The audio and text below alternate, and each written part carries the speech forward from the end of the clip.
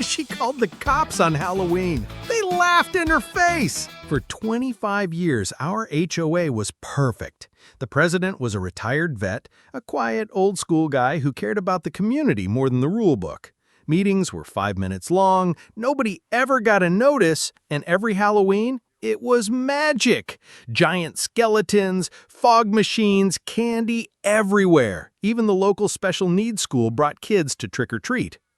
Then he passed away, and she moved in. A 30-something transplant with a fake smile and a clipboard. At first, we thought she'd be fine. Then October rolled around. She declared Halloween was satanic and banned it. No vote, no discussion, just a decree. The neighborhood went nuclear. At the next meeting, we voted to remove her. She threatened to have us arrested and, yes, actually called the cops. They laughed in her face. Within a month, she sold her house for a loss and vanished. The new HOA president, a sweet older gentleman, changed the bylaws. Now, presidents can't cancel community events. Terms are shorter, and no one can fine you for minor stuff like weeds or leaving a trash can out. So yes, Halloween is back, bigger than ever. And every October, we make sure our skeletons are just a little taller, just in case she drives by. Karma justice, community style.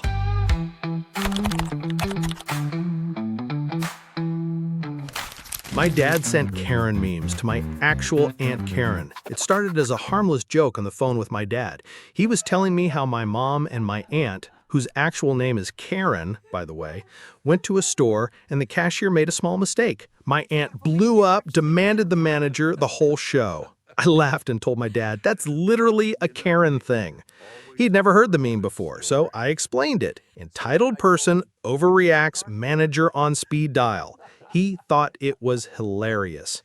I sent him links, pictures, even the ones with the haircut. He laughed harder, then spent the next few days texting me random Karen memes, saying, your aunt did this last week. Fast forward to his birthday dinner. Extended family, big table, everyone in a good mood. My aunt suddenly leans over, loud enough for everyone to hear, so what's this about you making a meme about me? I freeze. Turns out my dad sent her all those memes without explaining they were just random internet jokes. Now she thinks I've been secretly making viral posts about her life. She's fuming. The whole table's staring at me like I'm running some underground roast campaign.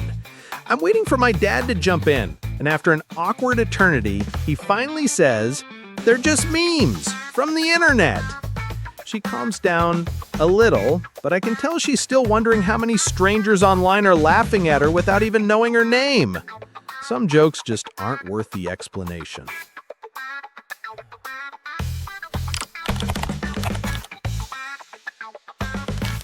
The day I became the villain in the snack aisle. I just wanted a couple drinks, not a moral collapse in aisle 3. About an hour ago, I walked into my local corner shop to grab 2 bottles of cider. Nothing major. As I'm standing in the queue, I feel this cough building. I try to hold it, but eventually I let it out, into my elbow, like a responsible adult. That's when I see her. Late 50s, rigid posture, sharp haircut, eyes like heat-seeking missiles. The whole Karen starter pack. She whips around and stares at me like I just sprayed acid on the produce section. Now, I've read enough Reddit to know where this usually goes. She yells, I defend myself, security gets involved. So I panicked and blurted, don't worry, it's just the cancer. Not COVID, not contagious, just the big C.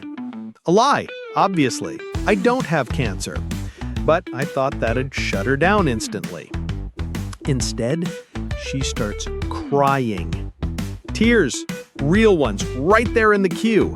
And then she says, my husband passed from cancer last year. I'm so sorry you're going through this.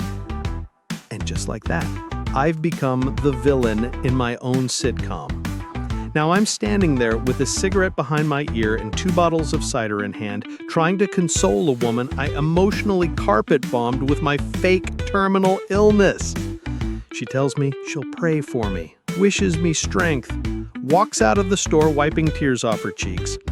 And I just stand there, rooted to the floor, feeling like the world's worst human in the snack aisle. I don't even remember paying. I haven't gone back since.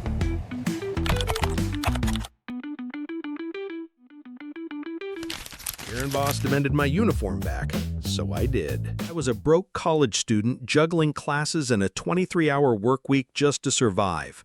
My job at a nearby sandwich shop started off fine until a new manager took over. Think corporate Karen with a power trip. She slashed my hours down to 3 a week, made me close the store alone, then screamed at me for staying late, unpaid by the way. It was impossible to finish her mile-long checklist in time. But if I stayed late, I'd be fired. If I didn't finish the list, fired. Classic no-win. After a month of this nonsense, I finally snapped. I quit mid-weekend while shopping with my mom. One text and I was free. She blew up my phone. "You'll never work for this company again." Okay, don't care. Then came the demand. "Return your uniform tomorrow. No excuses." Fine. I waited until the exact moment she was locking up the store. It was pouring rain. I slipped on the sidewalk, landed face first in the mud, uniform in hand. Except the clothes took the full hit, sopping wet, filthy. I handed them to her piece by piece, soaking, brown, and limp. She held them at arm's length, lips curled in horror, didn't say a word, just stormed off into the rain like the villain in some low-budget soap opera. I went to the Walmart bathroom, changed into dry clothes, and texted her one last message. Enjoy. Then blocked her. Karma justice hits different when it's muddy. She thought she was untouchable until karma showed up. I manage customer service for a massive broadband company. And trust me, after years in this job, I've heard every kind of entitled meltdown you can imagine. But this call, this one is burned into my memory. One of my agents flagged me after spending nearly 2 hours being screamed at by this customer. Let's call her Karen. She mocked my agent's name, called her incompetent, even threatened to find her at the call center. All this because her daughter's phone and internet got shut off for 3 months of non-payment. So I pulled the call recording, and wow, she had 3 different credit cards declined over 3 different months. And then, in her rage, Karen slipped up and admitted something big. She had let her 17-year-old daughter sign the service contract. Totally illegal and a direct violation of our policy. That was my green light. I escalated the case straight to fraud, then called Karen myself.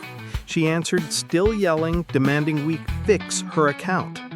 I told her calmly, "Your account has been terminated and the balance sent to collections. There's nothing left to discuss." The silence on the other end, pure gold. Then came the meltdown, screaming, swearing, demanding a manager, but it didn't matter.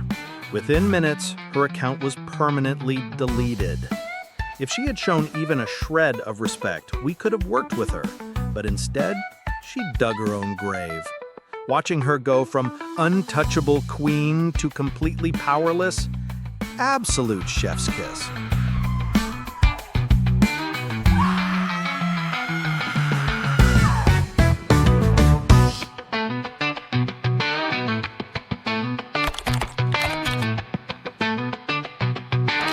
How to make a Karen pay more with a coupon. Back when I worked retail at a craft store chain, we had one golden rule: never argue with Karen. Just let her argue with herself. One afternoon, she rolls up to my register with a lighted tree topper. Lucky for her, those were 30% off that week. Discount applied automatically, clean and simple. Her total, $18.90. But then she whips out a 20% off coupon and insists the tree topper isn't on sale. I show her the signage, show her the item category, even show her the email she pulled the coupon from. Doesn't matter. I don't want any sale. You are going to take my coupon. I explain, again, that I'd have to manually remove the sale and apply the coupon instead. She barks, "Then do it!" My shift lead catches my eye, gives me the nod, so I do exactly as instructed. Manual override, coupon applied. Her new total now? $21.60. She stares at the screen like it just insulted her mother. "You're stealing from me. I want a manager." My supervisor, standing right next to us the whole time, turns and smiles. "You have the exact discount you demanded. You can pay it or leave."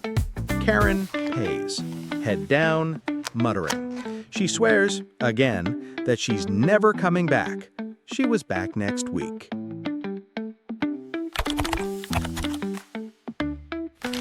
She said, "Leave us alone." So I did. I work as a bridal consultant at one of the busiest salons in town. It's my job to help brides find the right gown, in the right size, on the right budget, with enough time to actually receive it before the wedding. But some people walk in already on fire. This one bride came in with her mother, stormed straight to the racks, and started yanking gowns like it was a clearance bin. I politely introduced myself, explained how long dresses take to arrive, and that I'd help her find ones that would actually make it in time. She didn't even look up. Just snapped, "We're fine. Just let us shop and leave us alone." So I did. I watched silently as she pulled dress after dress she couldn't afford, couldn't customize, and that wouldn't arrive until 2 months after her wedding. I didn't start a fitting room, didn't offer a mirror, didn't warn her. I let her make every wrong decision exactly how she asked. Eventually, they just stood there, waiting, looking around like someone forgot about them. I kept folding sashes, didn't say a word. 10 minutes later, they left. No dress, no fitting, no clue what just happened. The owner asked me what went down. I told her. She laughed and said, "Good for you."